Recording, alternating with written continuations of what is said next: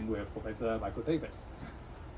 Professor Davis currently serves as Global Fellow at the Woodrow Wilson International Center for Scholars in Washington, D.C., a Senior Research Scholar at British Head East Asia Institute at Columbia University, and a Professor of Law and International Affairs at O.P. Jindal Global University in India. We were just talking about that, so somewhere around Delhi, at New University, right? So he served as a professor in the law faculty at the University of Hong Kong until late 2016, also a public intellectual and a human rights advocate while he was in Hong Kong, certainly one of the closest observer of the emergence and now unfortunately crackdown of civil societies in Hong Kong. His new book, Making Hong Kong China, The Rollback of Human Rights and the Rule of Law, will be published early next year in February, right? And we are honored to have Professor Davis to come to our bookstore today and share his observations in dramatical changes happened in the last few decades. We will start with an introduction by Professor Davis, and then I will follow up with a few questions. We will have a bit of discussion, and then I will open the floor for further questions. So without further ado, let's welcome our speaker, Professor Davis. Thank you. Are you recorded or? Yeah, we're recording over there. Okay, so you need the microphone. Thanks so much. This is quite a privilege. I always like giving talks. There's one in someplace up above Lam Gwai Fong. There's a bookstore that would host these kinds of talks, and I always found it more interesting than doing it in a university. It's kind of, there's, I don't know, a grassrootsy sort of concept. I mentioned to him that I actually gave a talk like this in Dharamsala in India, and the bookstore was a similar size, and then the crowd outside was huge, and we had quite a great discussion. So this is the intimacy of that is quite good. What I try to do with this book, as some of you may know, I did a book in 2020 called Making Hong Kong China, The Rollback of Human Rights and the Rule of Law. That's on Amazon. It's going to be preempted in effect by this book because this book brings things up to date. One of the things I found was that most of the books on Hong Kong tended to focus on 2019, the protests, but a lot has happened since then, and it's important to understand what's going on. And one of my favorite quotes I actually wrote down on this piece of paper, and it's in the book as well, at the head of one of my chapters, says, it's by Cha Hong Tong, and she's writing from prison, and she's writing an acceptance speech for a Human Rights Award, which I actually nominated her for. So the sentence that I like so much is, what happened in Hong Kong is not an anomaly, but a warning. And the warning, quite frankly, I think is global in its perspective. It's not, hello Vicky, hello Jack. It's not just a warning to Hong Kong people. It's not just a warning to Chinese societies, but I think globally as we engage in what's called illiberal trends in the world today. Okay, so this is something that's a motivation for me behind the book, that people see China has been a leading country along with Russia in promoting this kind of illiberal idea. But we know, and I know in America, it's penetrated many societies across Europe and the West, that, well, we don't need liberal institutions. And in the book, I explain liberal institutions in very simple terms. There's sort of checks and balances, the rule of law, things that, freedom of speech that people might have to be able to speak back to government and so on, and to hold government accountable. So these liberal institutions, we're told, are no longer necessary. And for China, this pushback against liberal values and institutions, which is the subtitle of this book, is quite passionate, because I think China views these liberal values and institutions as an existential threat, as a threat to their very system of rule. The Communist Party feels threatened by these things. They've written it in various documents.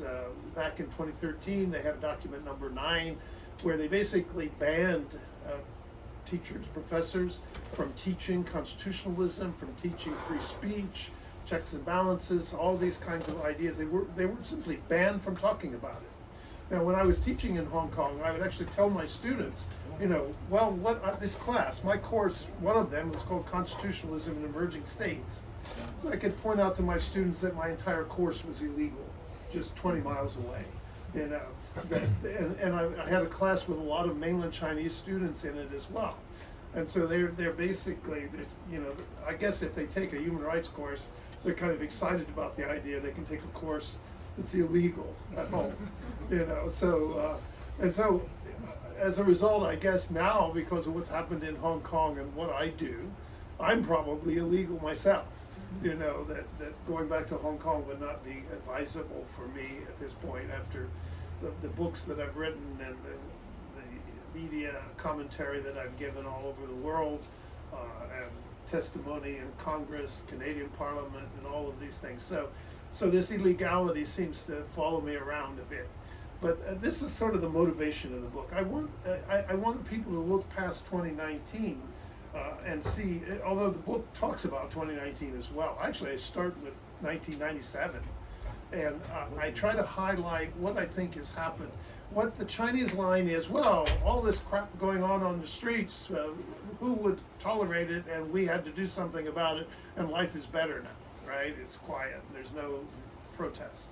Right?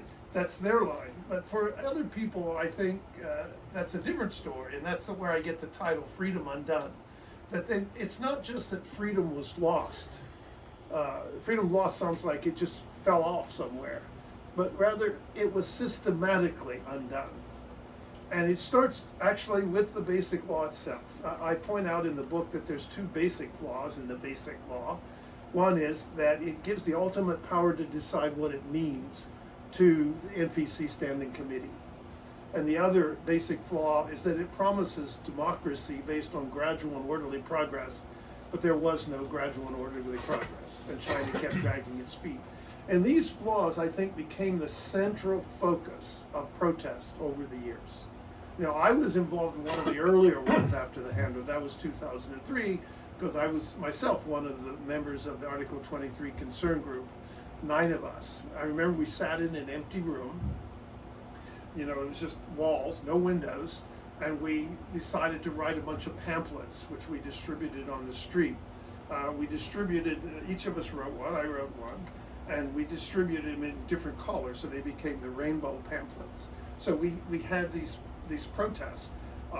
To our surprise, we thought a win would be that China would still ram this Article 23 legislation through, and the best would be that they would be hesitant to use it because it would cause too much political problems. Little did we know the Hong Kong people would have none of it. And I remember one time watching an interview of a Hong Kong person and saying, why was she protesting? She says, because I want to maintain freedom. And remember, my book title is Freedom Undone. And then the journalist asked her, well, why do you think freedom is threatened? Because those lawyers told me so. So the Article 23 concern group was informing people. But unfortunately, it also informed not only the Hong Kong people, but China, Beijing. Beijing became hyper-conscious of the protests in Hong Kong, and it didn't know quite what to deal with it. Beijing officials just didn't know how to deal with an open society. So this is sort of the dilemma. And then when Chow Hong Tong says that this is not just an anomaly, what's happening in Hong Kong, but a warning, she's speaking to people all over the world about the same kinds of trends and what Beijing has to offer. It's trying to influence government in Africa and other parts of the world, the Middle East. It has an agenda. And as I pointed out at the beginning, it views these liberal ideas as an existential threat. And so it wants to stop that. So what is Hong Kong? Where does Hong Kong fit in that? Hong Kong is the model. What we're seeing in Hong Kong is exactly how Beijing envisions to have an alternative to liberalism. And again, like I said, it's not just a random concept. It's not a word they're throwing out to capture everyone else. It is a very well understood concept. And so what I do in the book is highlight how they understand it so well. They understand exactly all the various ways that they can undo liberalism. Freedom is not lost, it's undone, piece by piece. And so the book goes through and highlights all the elements of this, from the criminal prosecutions. A lot of that gets headlines, so we think that's the whole story. My friends are in jail, maybe some of your friends are in jail as well, or they're in exile. I remember being interviewed by a reporter in the US on a radio show, and sort of, he asked me a question and my answer was, oh, well, my friends are either in jail or in exile. And he points out that there was a rock and roll song back in the day where the lyrics were that my friends are in jail or dead. And so he says, well, maybe it's a little better than dead, they're in exile. But obviously it was a kind of dark humor, right? That we're recognizing that this is what's happening in Hong Kong. So it's a very serious on the criminal justice front. And I point out that it's not that they're just going to jail for speaking. It's that the whole process is stacked against them. The national security law has very specific provisions that only judges that are designated can hear these cases. And if the judges don't do what Beijing wants, then they lose that job. And trust me, they don't just lose their designation, they lose their career prospects. You know, they basically put on the bad list of judges that Beijing doesn't trust. And Beijing officials, because they've set up these offices in Hong Kong, there's a committee for safeguarding national security, which is local officials, but it's answerable to the Central People's Government.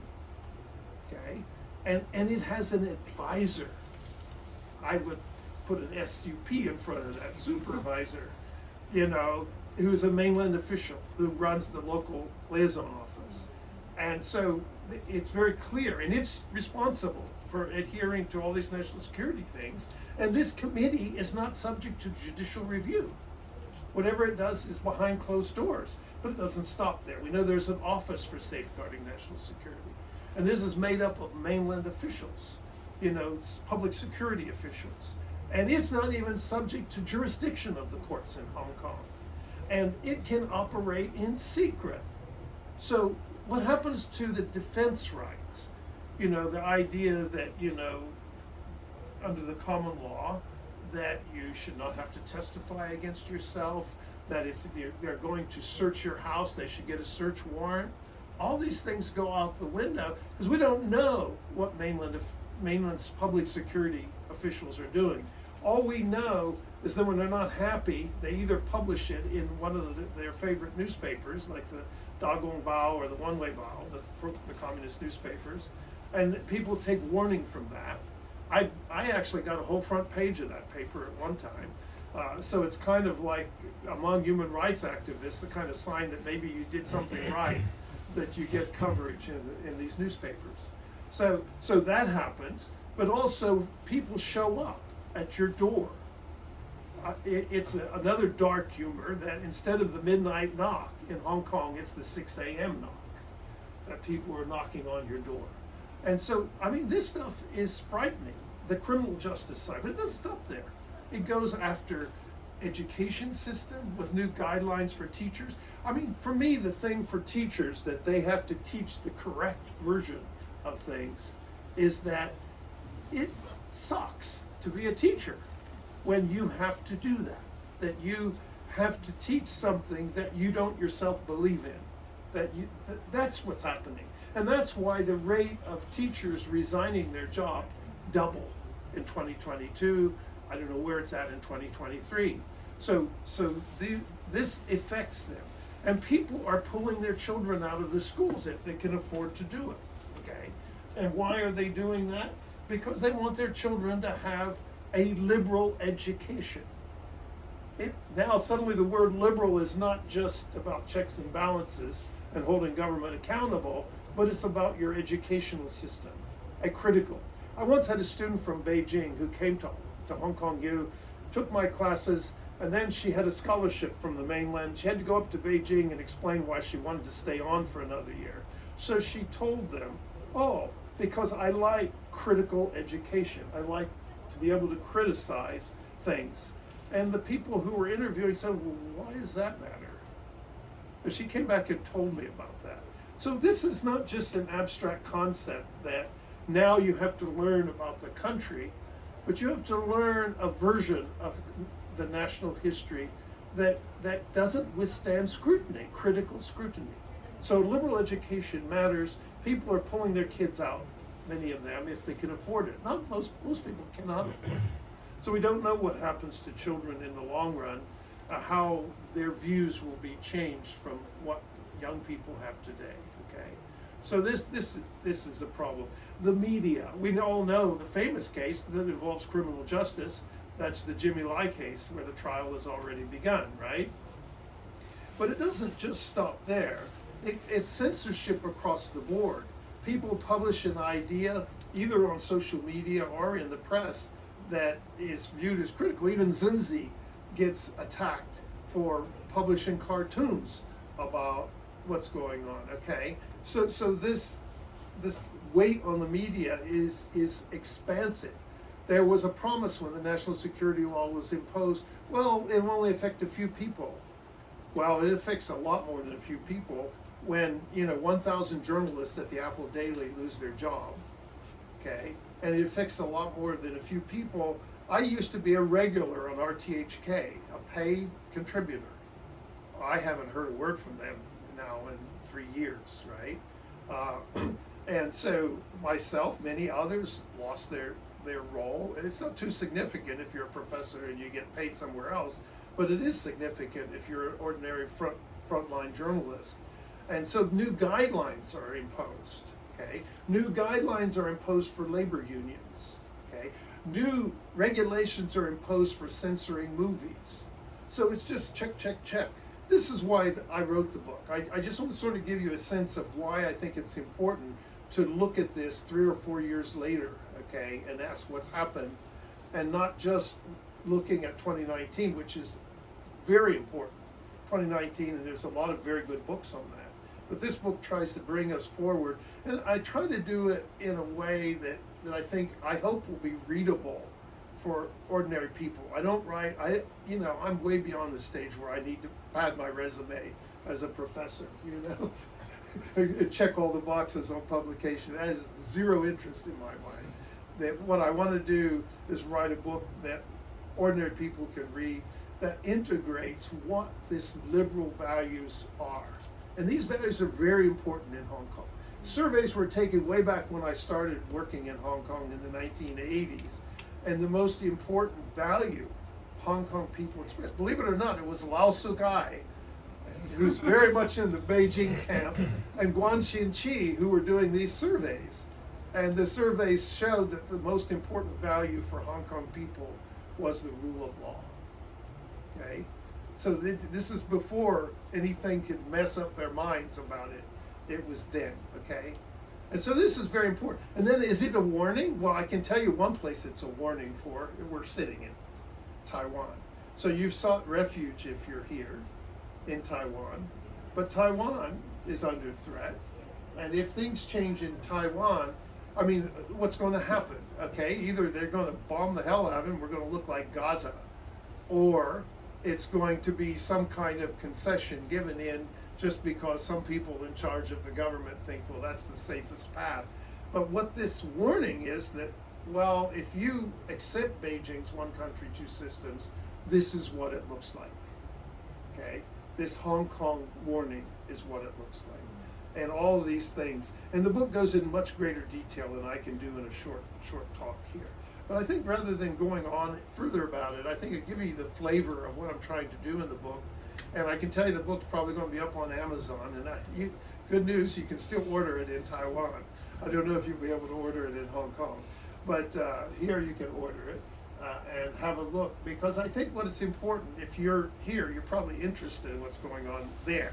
And you might want to be able to talk to your Taiwan friends and other friends around the world. Talk about it, okay? So it is a warning, especially to Taiwan, but I think it's a warning to countries contemplating this liberal versus illiberal approach to government across the world, okay? It's a warning that I hope will be heard, and I hope the book, Freedom Undone, might catch some attention, and we'll see if it's useful. But you can use it as a tool if you're an advocate, because then you can, you have something to bring along beyond whatever talk you might give and so on. So this is hopefully be a tool for that, because I write it with the idea that I want not just lawyers and professors to read it, but especially the wider audience. I think it's a good one for lawyers and professors too. I document it like there's no business. It's 200 pages long, and then 300 pages for the whole book, because the last 100 pages are notes supporting every single point in the book. Okay, so it's well documented, and I think that will be useful for you. Okay, if that's good enough, I'll stop. Thank you, Professor Davis, for the introduction. Got a few questions just to quickly follow up, because you mentioned Taiwan. Well, Taiwan is going to have a presidential election in just 2 weeks, and in the last, well, actually has been like this for quite a while in Taiwan, that you have this notion that, well, as long as we try not to provoke Beijing, as long as we try to provide a more friendly gesture to Beijing, then things are going to be fine. Now, from your experience, in Hong Kong over the years, and also what happens in the last couple of years, how would you respond to this kind of notion? Well, I think I have some concern about it. I understand it completely, because the sense is that if they claim aggressively and openly claim independence, that Beijing will immediately start being aggressive.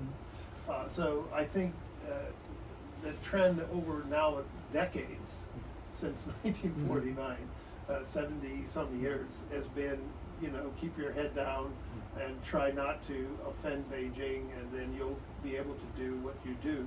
So I understand that.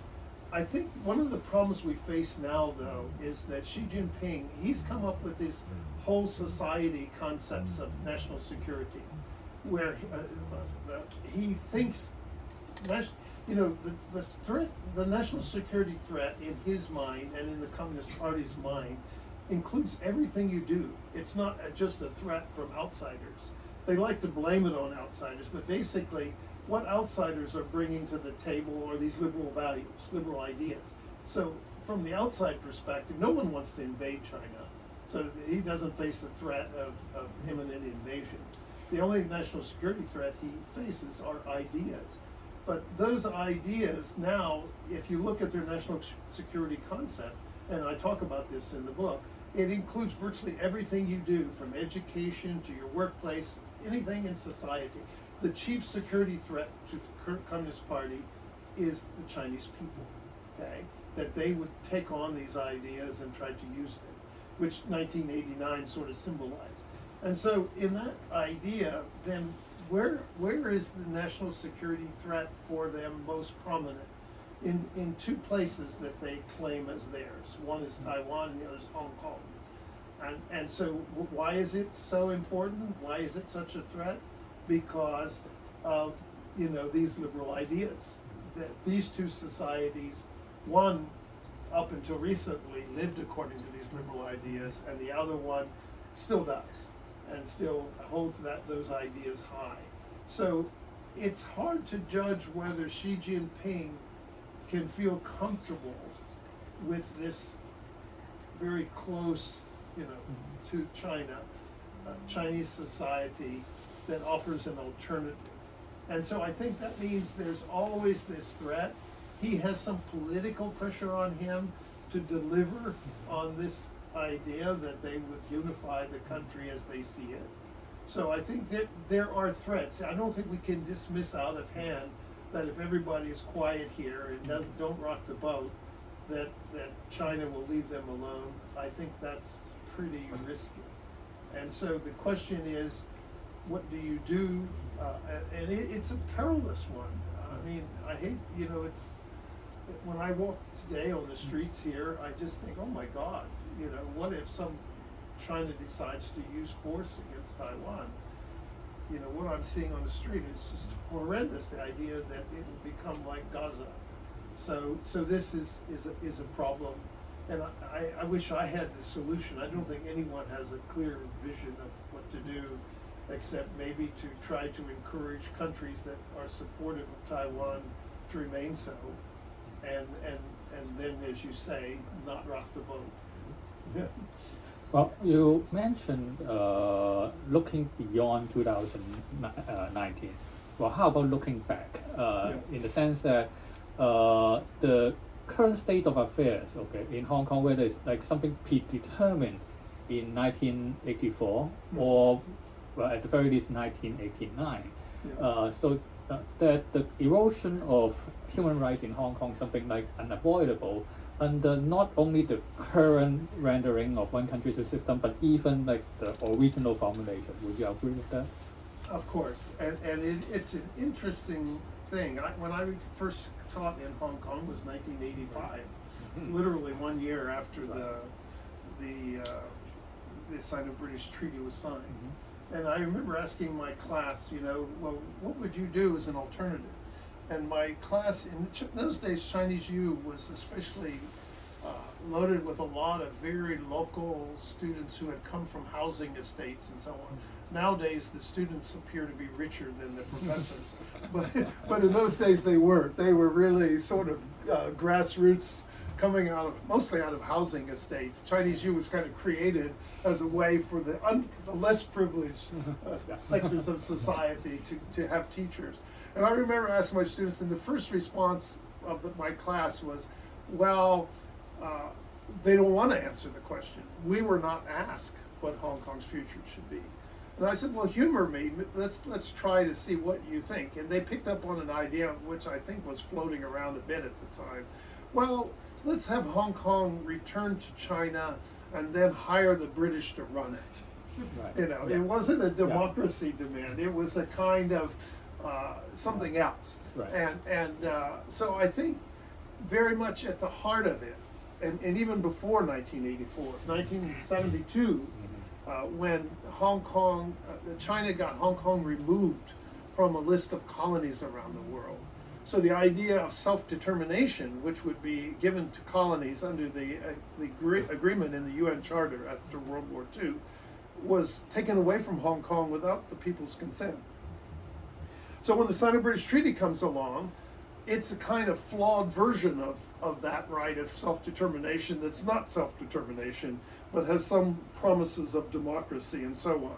Sort of a lesser version that Hong Kong was to be given. So inherent, even before you get to the document we call the Sino-British Treaty, is a problem. Sino-British Treaty does not include the commitment, ultimate aim of universal suffrage. It says the chief executive will be chosen by elections or consultations held locally. So only in the basic law do we finally get this word that there's a commitment, an ultimate aim of universal suffrage. But as I said at the beginning of my talk today, there were two flaws in the basic law that I think ultimately doomed it. One was Beijing's control over the courts at the end of the day to determine what the basic law means. And this is important in a common law system where the courts typically have the power of constitutional judicial review, that is the power to review laws for conformity to the basic law. Well, Beijing can override whatever the court does. That's very important. And the other was foot dragging over this promise of universal suffrage. So that is there. The book talks about all of this. I actually start back at the handover, and I have the earlier, I even go back to 1840s a bit in the beginning, only a few paragraphs, to talk about what Hong Kong, people lived in Hong Kong before the British, right? They lived on Hong Kong Island, they lived in Kowloon and the New Territories. They were mostly fishermen and rural people. But there's Hong Kong sort of has a Cantonese roots going all the way back, okay? So I talk about those things in the book in the beginning, and I then go through the years after the handover and how things are evolving, because it's important. When Beijing says, they get pictures of students throwing rocks and stuff on the street in 2019, and so, we're gonna have a justification. In fact, I was told my last time in Hong Kong was December 2019, and I was there interviewing people from the protest, and I wrote a report on this, and it was, I remember one of the most prominent people, I don't want to mention names just because I don't want to get anybody in more trouble, was to say that their view, the government was trying to encourage the students to be violent so that they could have a basis for cracking down on them. So your question raises a more fundamental point. is that most of what people were protesting over was because the basic law was not being adhered to. And they were the 5 demands don't demand independence for Hong Kong. They just demand that you guys carry out your obligations. So this is at the root of it, that it's not Hong Kong people who's, the same people who wanted to hire the British to run the place weren't suddenly turning into a bunch of radicals and trying to overturn the apple cart so that Beijing had to step in. It was Beijing's continuous failure to carry out its obligations that produces protest, and ultimately, and Beijing then uses this as an excuse to crack down. Well, you mentioned that Hong Kong people, like even way back in the 1980s, hold the idea of rule of law very dearly. Activists in Hong Kong have long debated whether we still have rule of law in Hong Kong. Some say it's already dead. Some say it has been a myth, okay, all the way, like since way back. What's your take on it, and is there still a point to try to protest through the legal process, or you think this is already a sort of a waste of time? Well, I agree and disagree with what you characterize as the activist position. I agree that the rule of law is pretty much dead now. Or at least it's in bad medical condition. But I don't agree that there never was a rule of law in Hong Kong. Hong Kong was studied by many human rights organizations and NGOs around the world, and its rule of law was ranked among the highest in the world, actually higher than the United States in these rankings of the rule of law. And this was because you could go to the courts. The courts were enforcing the basic law. They were enforcing the ICCPR, which was incorporated into the basic law. And so I think over the years, many of us could speak up. I testified in the Legislative Council, not just foreign parliaments and Congress, but the Legislative Council, and I could speak up, and my free speech was guaranteed. I think free speech, freedom was ranked very high in Hong Kong. So to say that it never had it, I disagree with that. I mean, my work is on looking at constitutionalism in emerging states. I don't just look at Hong Kong, I look at most of Southeast Asia and India and all these places. So in a realistic, real world comparison, I think Hong Kong stood pretty well, but not now. I think what I described and what the book goes into great detail, describing the criminal prosecution process, the attacks on the legal profession, the attacks on judges, I think has really jeopardized severely the rule of law in Hong Kong. Some people say, well, it can be like Singapore, we can have legal protections in business, but not for personal area where politics are involved. But I don't have much confidence in that. I think because not just free speech is demeaned, but I think the system has become inherently corrupt now. And it's inherently corrupt because you have to do Beijing's bidding, even as a business. The Hong Kong Shanghai Bank, the airlines, all of them have been put under pressure to support Beijing's policies. And Beijing has used its United Front tactics to bring people in. This is all again in the book. So that in effect, it's an inherently corrupt system because your guanxi, or connections to people in power now, are more important than just market rules and so on. So the idea that business can escape what's happening, to me, is no longer tenable. That it applies to business as well. And we see businesses voting with their feet. They're leaving. And we see the people voting with their feet. In the district council election, the people voted. About 73.5% of them against what's happening. They didn't show up. That's how you vote, by not voting sometimes. So these, I think that's the judgment, not just of academics, but of the people of Hong Kong, and the judgment of people doing business. The idea that businesses used to go to Beijing, when you go there, you go with a burner phone, because you don't want, if people take your phone, you don't want to be able to find all your records. I mean, I would not go to China. I can't go to China at all. But if I could, when I did, I didn't want to bring my computer because I don't want anybody to be able to see what's on it. And now we're told that that international companies are telling their officers who go to Hong Kong to bring burner phones and not their regular phone. So this is the problem when you have the form of corruption. Back in the 60s, Hong Kong corruption was petty bribes. Now the corruption that's taken over in Hong Kong is guanxi, it's connections at a higher level.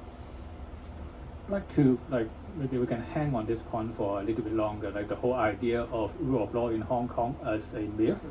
Because we have had actually quite a lot of discussion in the academic circle in Hong Kong on this matter. The notion that, well, we have sort of a court system, we have like independent judiciary, but all those things were sort of imposed by the colonial regime. Right. And the soil was not there. And if you look at like all the things that being done by the current administration, a lot of rules or regulations they're using, they're actually using laws made by the colonial government. Some of them very obscure, okay, maybe like talking about like decades ago, but they were there because of the colonial government. So shouldn't we consider like the colonial regime also shares some kind of responsibility of what's going on right now? Oh, absolutely. That I agree with. I thought you were going to go in a different direction. Right. I think to say that because it was brought by Britain, therefore Hong Kong people don't own it, I think that's too far. Okay. That gives Hong Kong people insufficient credit.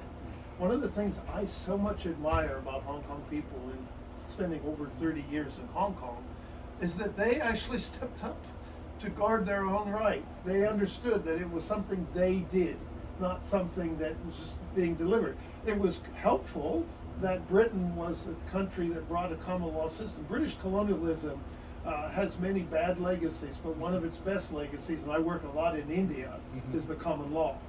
You know, in India, it's been such a treasure, the common law system. The Indian people own it. You know, one of the things about human rights is you have to own it. I was once asked to give a talk to the education department in Hong Kong. I was only invited once. They said, how can we uphold the basic law? And my answer was, encourage your students to speak up and defend it, right? Defend what's contained in the basic law. And of course, that wasn't the advice they were looking for. And they were probably motivated to ask me this question and have me show up because Beijing officials and the government had some version of upholding the basic law that involved no tension. Okay, but what I found with Hong Kong people, quite frankly, better than my own fellow Americans, is that they actually spoke up and defended their system. They did it consistently, repeatedly. I mentioned in my talk my own personal chance to engage. I mean, I literally, in 2003, stood outside of MTR stations with a bunch of handbills, with people looking at me very suspiciously.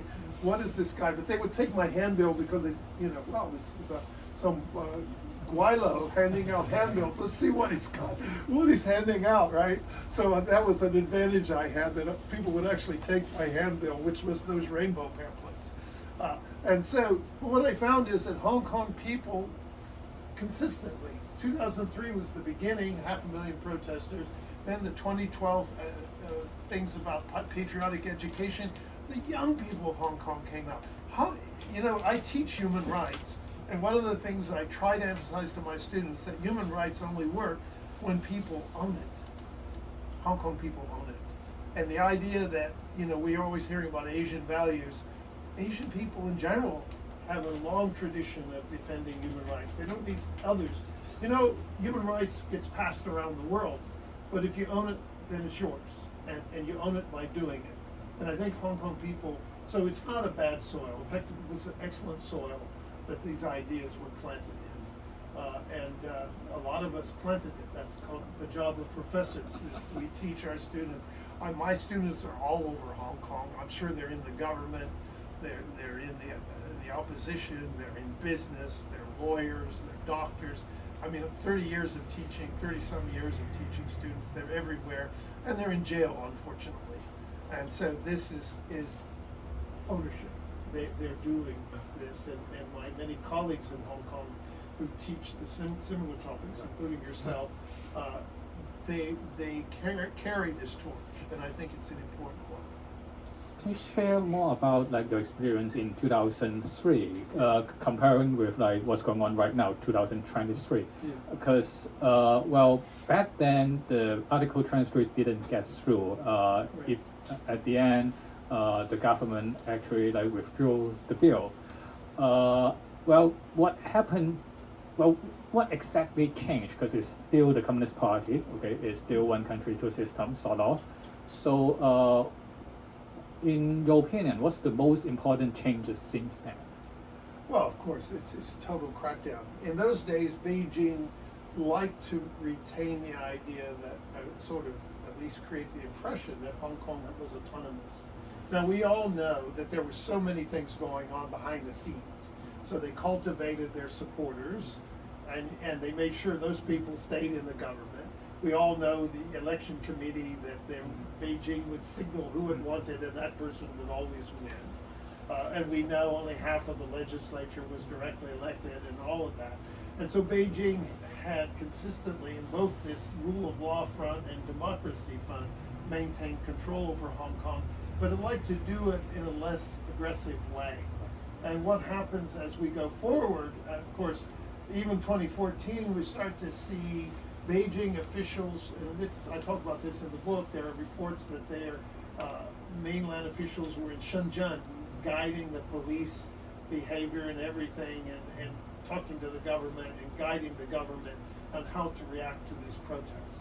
By 2019, it's no longer hidden that that's going on, so that Beijing is directly involved. Of course, with the national security law and the new Patriot election system, that none of that is hidden now. That Beijing is very much openly sort of proclaiming itself in charge of the Hong Kong government, and there's no ambiguity on that. And it's not sort of the old version was, well, it might work, and Hong Kong people had some confidence in it if Beijing showed restraint. Well, that restraint is gone now, and I think that's the change between 2003. So in 2003, why I was one of those guys promoting this idea, and I was literally invited by Regina Ip, the National Security Advisor, to come meet with her personally. And when I met with her, I was hoping, okay, I'll meet with her. Maybe I can tell her why we're concerned. But I didn't get a chance to speak. You all know Regina Ip. She doesn't give much room for anyone else to speak. So I just got a lecture from her at the time. And so what I sensed was maybe the decision, there was a little more control in the local government over how to deal with this national security law. Later on, that disappears. When it comes to democracy, never did the local government have any serious control. And so when the local government had more of a say, then public pressure would work. And I think that worked in 2003 over the Article 23, and it worked in 2012 over the so-called patriotic education, but it never worked over democracy. Beijing, I think, was calling all the shots on democracy. And by the time we get to 2019, Beijing is calling the shots on anything that's politically sensitive, and everyone knows it. And so then you have the dilemma for Hong Kong activists. How can you move a government far away in Beijing? Unlike protesters around the world, you don't threaten that government in any way because it's too far removed. So at this point, I think Hong Kong protest really suffers, and it's very hard to achieve the goals as they could earlier. Well, some people argue the changes has a whole lot to do with Xi Jinping himself, being in power since 2013. So it's more about the radicalization of Chinese politics and Hong Kong as a reflection of that. Is it like really only Xi Jinping or something else going on as well? Well, we don't know because the Chinese Communist Party is opaque. So how Xi Jinping navigates his control on power is something we guess at. We guess that he's basically eliminated any people who might challenge him. He's used a corruption campaign and so on. So there's a lot written on this inter-party dynamics, but it ultimately becomes very speculative. But clearly Xi Jinping has put himself personally in charge of many of the bodies that he's created, and he shifted Hong Kong completely from the government to the party. And so the party is in charge of Hong Kong now. And the Hong Kong Macau Affairs Office is sort of gone, but it's in name it survives, but that entity still survives, but now it's placed under the party. And Xi Jinping is in charge of the party. I mean, that's his real job. President is just superfluous. So he's the leader of the party. So this, I think Xi Jinping's paranoia, and this paranoia, again, I stress, is about liberal ideas that challenge party rule. Okay, his paranoia, his whole global, he has now a global national security concept. So generally it was the national security concept, as I mentioned earlier, that covered domestic, but now it's global in that you have to promote illiberal systems abroad. And this means something differently than in the Russian version of this. The Russian version wasn't about a open society, free market system, but about communism in a more pure form. Xi Jinping's China is not communist in a pure form, it's free market. And his vision now is addressing these sort of open societies or quasi-open societies that we can support the kind of illiberal trends in those societies and try to degrade democracy around the world, which they see as an existential threat. So I think Xi Jinping personally holds a lot of accountability for this. Well, I've asked a lot of questions already, so let's open the floor for discussion. Do we have any questions or comments? Anyone want to make, if you want to do it in Chinese, we can have a translation for you. Sure. How do you see the future of, how do you see the future of common law in Hong Kong? Because there are two completely different legal systems applied in a very small society. Oh, that's a good question. For years, I've kind of wondered, we're training lawyers. I was a law professor at Hong Kong U, among other things that I do. I'm constantly thinking, now are these students who are learning common law system? And my course was on human rights, so it's kind of beyond the common law system. But a lot of the courses are just basic common law training. Do they suddenly become superfluous if Beijing imposes its new order on Hong Kong? And so far it hasn't done that. It's viewed the common law apparently as a tool that's useful to create a kind of impression that it's following what it calls the rule of law. Okay. Right now, even in the protest crackdown, they claim they're defending the rule of law. So the common law is very useful for them in this regard, I think. So can we hope that that usefulness will allow them to maintain it, or will at some point that just be thrown away as well? So far we have no signals of that, and I just don't know whether they reach a point where they just say, well, let's have the same legal system as the rest of China, which is a civil law legal system, socialist civil law. So I don't know. I don't think anyone has got that far to sort it out. I remember when we were talking about a lot of this in the early days, I was also invited to Macau a lot. And there was big questions about what could Macau do? They even create a law school, right? And so on. They're trying to create a hedge. Well, Hong Kong was greatly helped by the common law as a hedge against the intrusion of the mainland system. Now, as that collapses, whether the common law will go on your question is a good one. Macau, basically, I remember once in Macau saying, well, why don't you guys just adopt the common law system? Maybe you can have the same hedge, because they were a civil law, Portuguese civil law, which meant that they had no real, it wasn't that different from the mainland system. And what they were finding with the new law school was that most of the students were coming from the mainland. And so the hedge that the common law offered Hong Kong wasn't there in Macau, and we're seeing the result. I mean, Macau is pretty much caved in entirely to the pressures from China, and so its distinctiveness, unlike Hong Kong's, is just virtually evaporated. So the common law has been very important. Will it survive? So far, you know, there's no wood to knock on here, but I wish anybody had a perfect answer, whether there's a point where they jettison it or not. It's hard to say. Yeah.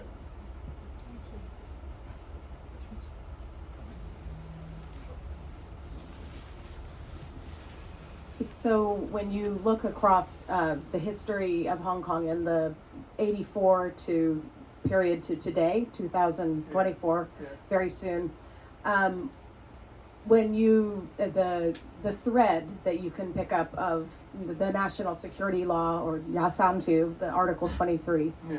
that really came about in the 89 period.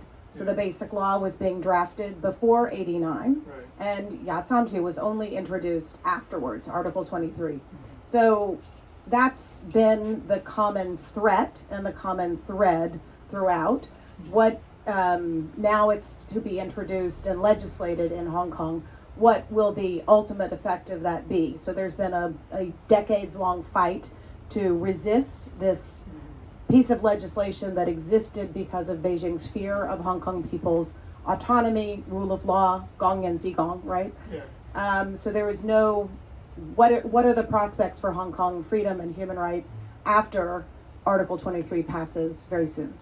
Well, I think it gets much worse. I would say Article 23 actually existed in the draft before the 1989 protest, but what they did is they added new things to it to make it to cover more subjects, and one of them was this idea of foreign interference, which now is embedded in the national security law under the concept of collusion. Basically, this concept of collusion in the national security law is essentially an attempt to make human rights advocacy illegal. It's that simple, and I argue that in the book, that's essentially what they're doing. Because when you speak to a foreign parliament, then you're going to be accused of collusion with foreigners. The UN Human Rights Council. What? The Yeah. UN Human Rights Yeah, that's Council. right. And that was raised. A question was actually raised in the Hong Kong hearing before the Human Rights Committee over ICCPR, and it was raised whether that would be illegal now because of this collusion under the national security law, and the Hong Kong officials that were there for that hearing simply had no answer. They kind of hedged and waffled on it and didn't try to provide an answer. But it seems that most of the submissions that were made for that hearing in 2022 had been submitted before the national security law was passed. And over half of the NGOs that submitted these statements, which is something one does for human rights, and Hong Kong people have done it consistently, those organizations have disbanded by the time the hearing occurs. Okay, so this has been the problem. Now with the new Article 23 legislation, one thing is very clear: they don't hide this stuff anymore. They're very open about how they're going to crack down on Hong Kong people, and that is that all the rules that apply under the national security law, which I talk about at length in the book, now will be applied. They were applied to the sedition law, the colonial sedition law, because colonial sedition law was said to involve national security. And of course, the new Article 23 legislation unambiguously involves national security. And so they're going to apply the same procedural things. So that means they can eliminate the right to a jury. They can have a 3-judge panel decide it. They can make a presumption against bail instead of the common law presumption in favor of bail for the common law matters. So all of that will apply to the new Article 23 legislation. And I think the draft will be far worse than the one we were fighting against in 2003. And we still have to wait and see what they put in there. But my guess is that it will track more or less the things going on already under the national security law, and then just try to import more of these elements of espionage and other things and official secrets. In the mainland China, an academic who exposes China's policies in any way, who may not have any access to official secrets, can be charged for violating official secrets laws. This probably will be something that will happen in Hong Kong now. So academics, journalists, who go out and say things about official policies might find themselves charged under official secrets. So it's just one area. We're going to have to wait and see what the draft looks like. But these guys are already hinting at their concern. They have for years said foreign interference in Hong Kong, but have never come up with any evidence of that foreign interference. And C.Y. Leung even came out openly and said, we don't have to provide evidence of foreign interference. Okay, it's not necessary. So what is their foreign interference? My view of their foreign interference are exactly the subtitle of the book, Liberal Ideas. I think a lot of this is centered around this existential threat to the Communist Party that liberal ideas and institutions present. And the foreign interference is the promotion of those ideas. So if NED or NDI, these US government-sponsored NGOs that promote democracy around the world, provide any funding, then that's foreign interference for democracy, even though democracy shouldn't be illegal in Hong Kong. And human rights should not be illegal in Hong Kong. But supporting human rights advocacy is effectively become illegal in Hong Kong. And foreigners, Human Rights Watch, where my friend here works, foreigners, they may or may not be bothered, or they may be left alone, but what they'll do, probably more likely, is target Hong Kong people who work with them. And that's the danger, okay? And so, well, yeah, they issue declarations that Human Rights Watch is a criminal organization, and NED is, and all these NGOs, so they issue these kinds of declarations. They attack even congressmen who hold hearings, but that's kind of politics. But the sad part is they will go after, and they're just now, I mean, they're interviewing and bringing in the family of people overseas, Hong Kong people overseas, who are engaged in promoting human rights, okay? So that's where the danger lies. That's what we have to worry about.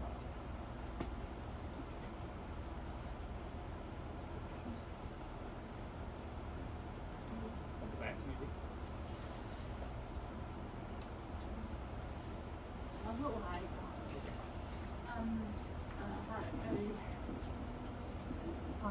我现在头壳很痛，没有办法讲英文了，还是讲中文好了。对，因为我觉得，因为刚刚看到那个人文价值的一个部分，我觉得我会想问 Professor Michael Davis 的一个问题是说，在华人的一个社会 ，probably it's highly likely that Mandarin Chinese people are seeking a harmonious relation society in traditional concepts, such like harmonious with the God, with the human, with the nature, something like that. You know, there is the famous landscapes in Chinese Hong Kong University called the Harmony. 老师对不对？天人合一。Yeah, the Harmony, the famous landscape. And there are also many famous Chinese Confucius philosophers teaching in Chinese Hong Kong University, maybe Hong Kong University. But my question is, from the point of view as the American, as a Western people, what do you think about how Hong Kong people fighting the human rights in a traditional value as searching a harmonious society? What's your observation? Should we go ahead? Well, I won't speak as a Western person. I write this book as a Hong Kong professor. I mean, I literally have spent. I always joke with my students that I've lived in Hong Kong longer than they have. Because they're not old enough to have lived in Hong Kong as long as I have. So I identify with that. My background was Hawaii, and it's a very Asian society, so I'm very comfortable in the kind of milieu that was Hong Kong, and not just in the sense of the politics and stuff I write about, but just the lifestyle elements. But I mean, harmonious society is long invoked by Beijing. I remember many years ago, I also worked with His Holiness the Dalai Lama on Tibet issues, and I remember years ago, in fact today, they still invoke this picture of all the national minorities all standing in a picture wearing their costumes and you know, dancing and all this stuff. Harmonious society seems to be no opposition. That's harmony. That's this alleged harmony. But I think this kind of harmony is problematic because it means that people have no freedom whatsoever. They can't speak up. If they try to speak up against the government, then they will be arrested. And so the harmony is deceptive. When you pressure people, it's kind of Newton's law. If you put pressure this way, then people push back. And if you pressure them severely, which is what's happening in Hong Kong, and they can't push back, then that's kind of a false harmony in a way. It's a harmony achieved through repression. And I think that's kind of what's happening. And I think that's the way a lot of Hong Kong people view it. Why, when they have a vote recently, first they had a vote in, was it late 2019 for the district council, the most people ever showed up. Beijing claimed that this was a referendum on the protest, and the Hong Kong protesters agreed, yes, this is a referendum on the protest, and the people voted for the protesters. And then since then, these turnout of these elections have been so low, so it's Hong Kong people, not the West, that dispute this version of harmony.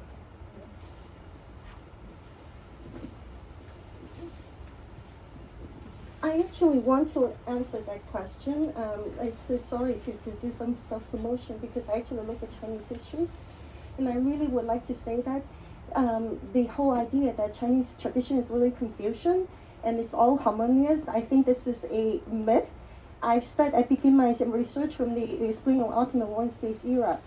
Essentially, you know, if we think that Confucianism represents the entirety of Chinese culture, you know, when was Confucianism born?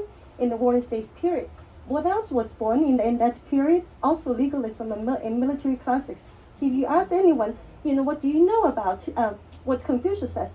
But think about the particular classic that is actually most widely read around the world, that is Xunji Binfa.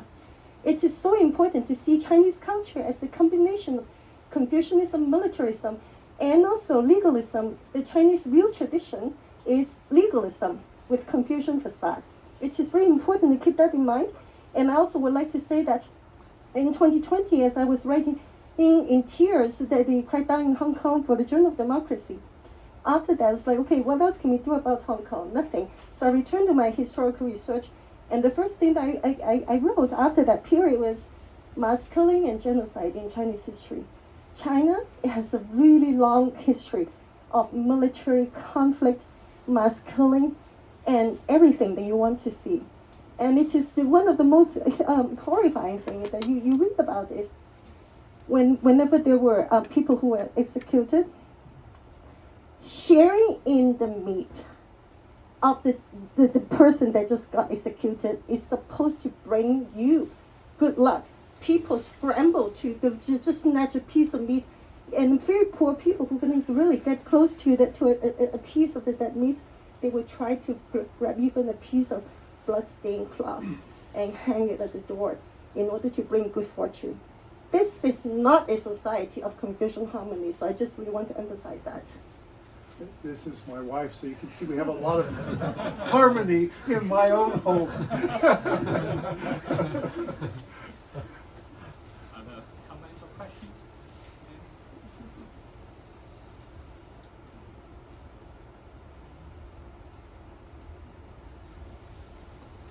So given the current state of affairs, what would be your interpretation for the future of democratization in Hong Kong? Is there a future? What are the potential scenarios, okay, we are going to see in the next, I don't know, decade?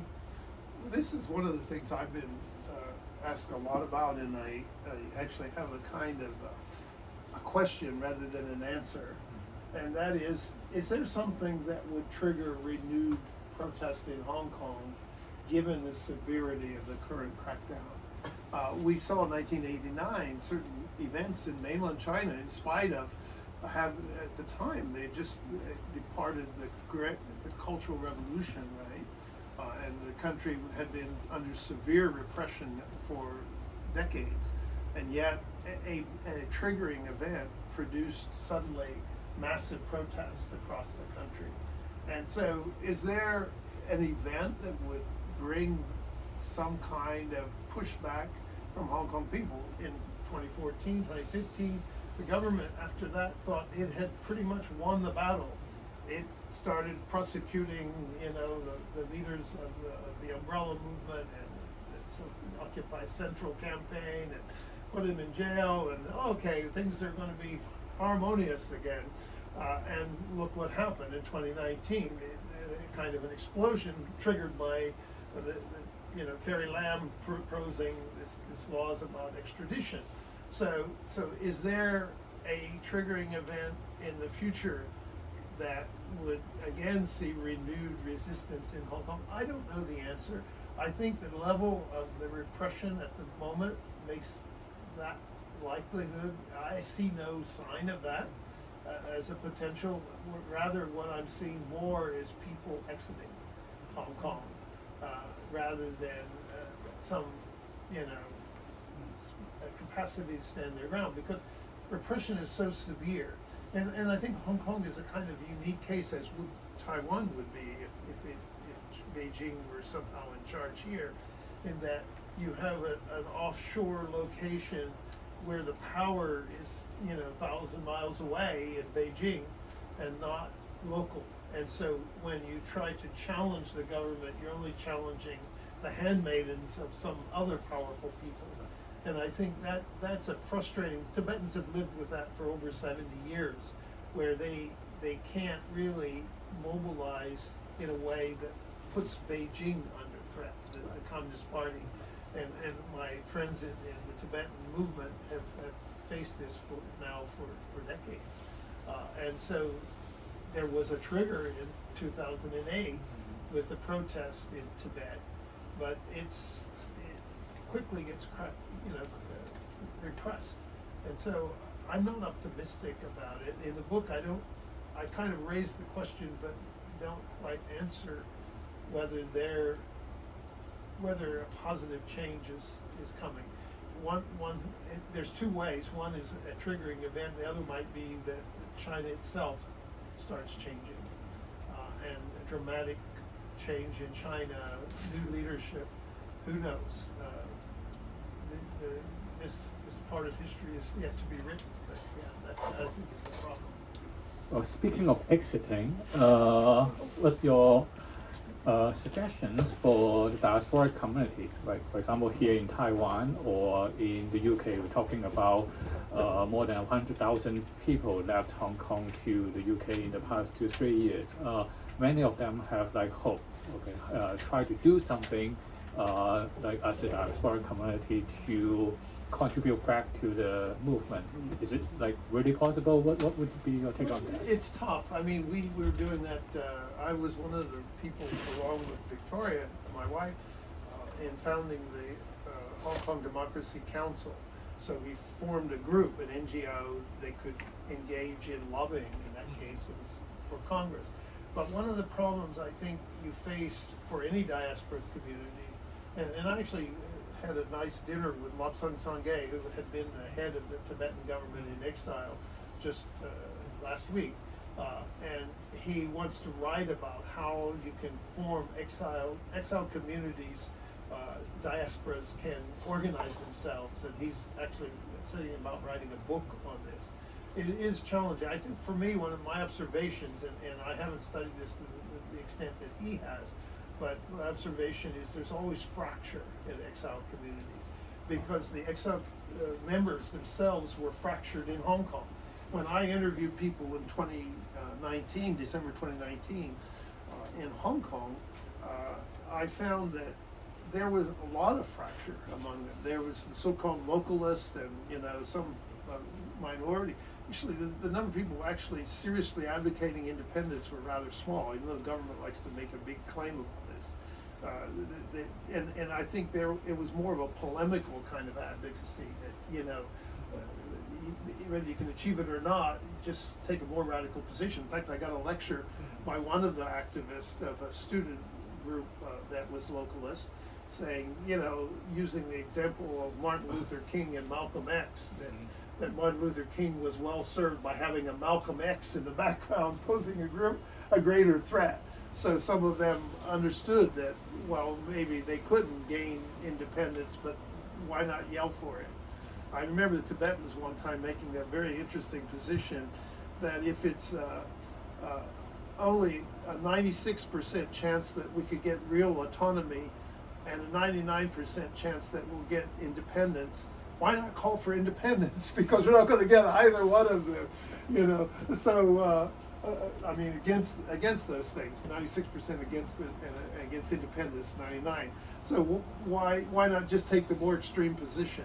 So I think that element of that was in the Hong Kong protest. So it's just I think at that level. So what you do in exile, you probably pay attention to trying to be inclusive and to listen to your friends and colleagues and to find a space where you can work together to promote the cause of the exile community and address real problems. Here in Taiwan, I know a lot of people from Hong Kong are under very difficult conditions. They can't get jobs, they can't work, they can't make money, they're basically in limbo. And so working on those issues, I think, can be a way for people to work together instead of be fractured and at each other's throat over what should happen in Hong Kong. Maybe working at what should happen here for people. Is there ways to advocate for addressing problems that people are facing on the ground? And the same in the UK and the US. I think that and some friends of like Nathan Law and so on, I think are paying a lot of attention to issues within the diaspora community and not just, and then that unity and shared experience can be relevant to how you relate to Hong Kong itself directly. This is very useful recommendation indeed. I mean, paying attention to practical issues within the diaspora community itself. Okay. Do you have other questions or comments from the floor? Yeah, sure. You mentioned that the Hong Kong example gives lessons for assaults on liberal ideas and institutions elsewhere. Mm-hmm. What are those lessons? I think obviously is that you cherish it. You know, politicians come along and they play in this Western democracies, because this is probably where those lessons will take hold. They also take hold in developing countries. I mean, Trump and Modi aren't that different at the end of the day, right? And what you do is then you start thinking about what do we really care about? So I was in India when the Citizens Amendment Act was put forward by the government, and in effect it was an attack on Muslims. And then I was asked to give talks across all of the south of India, and I focused on one phrase that the Indian Constitution shares with the American one: we the people. At the very beginning of that Constitution, who are we the people? How can you include people? So notions of inclusion, how can you persuade people who are worried about immigration across their border that inclusion actually matters? That you should not be so swept away by some perceived threat of foreigners. These people fleeing oppression abroad, being sensitive to that at least. I mean, you don't want every Tom, Dick, and Harry showing up in your city, but you do have to be sensitive to these issues. So I think issues of inclusion are important to that. And then I think trying to educate ourselves and to share with others to the extent that we have a voice, why the rule of law matters, why checks and balances matter, why liberal institutions matter. In my own country, the United States, liberalism is associated with the Democratic Party, but that's a different version of liberalism. That's the Democrats are said to be liberals, and the alternative is conservatives, but the conservatives are not really conservative and the liberals are not really liberals. What really liberalism, as we're talking about here, is something else, and it's actually the conservatives almost should share it more than the liberals. they should cherish it more than the liberals, because it involves those traditional institutions that are part of the conservative agenda. So how do we express those things? And then you get in a developing country where somebody is not just pushing forward, that I'm going to save you all from all these problems, but they're going to bring the guns along with it. They're going to have the military assisting them in this project, and you're going to lose freedom entirely. Okay, so I think, and Russia and China aren't sitting around just twiddling their thumbs. They're thinking a lot about these issues, and they're promoting this alternative version, and they're finding these leaders who say what they want about these institutions, about weakening these institutions. So I think it really gets into the forest and the trees to figure out exactly what these guys are promoting, and then how to get a voice against it. I mean, my own country struggles, heavily with how to push back against this kind of authoritarian vision. Okay, and I think that's something we have to think about. Following up on the same question, we are seeing polls after polls after polls that people are paying less attention to liberal values, especially among young people. Like in the United States, also here in Taiwan, that young people are saying, well, those things are important, but not that important. I'm struggling with my bills and like paying my rents, so why worry about like those Right. kinds of like abstract values and whatnot? Right. For me, it's a very worrying trend. How should we respond to it? Well, I mean, I agree with you. It's a worrying trend, and what I'm suggesting is we have to do what I'm doing in a way. Write a book called Freedom Undone. That's one way of responding to it. But not everybody's going to write a book, right? So how can you be a part of? I guess it comes down to old-fashioned organizing and community work, finding people that share these values and concerns and working with them, and creating a voice. Even diaspora communities can start being a part of the voice, because you guys represent exactly what's missing when these people win their argument and impose their view on the world. And you know the consequence of it, because that's why you're here. So I guess it comes down to finding a voice. And I wish we had an answer, because it's all over the internet. We have all this information. People are living in bubbles. They don't actually hear what other people are saying. And NGOs that a lot of us work with are really finding it difficult to even reach the people that pose the threat. So, I guess one thing I could say is, when I was the age of many of the young people here, most of Asia was authoritarian and ruled by dictators, and over time changes occurred. Well, maybe over time, for this generation of people, maybe some of you sitting here are still in your 20s, you got a job ahead of you, to try to come up and think about, what changes you want to bring about. And it's work. I wish we had. If I had a magic answer, then I should get some kind of great reward. I don't know what it would be, but there is no magic answer yet. Okay. Do you have other questions or comments? Okay.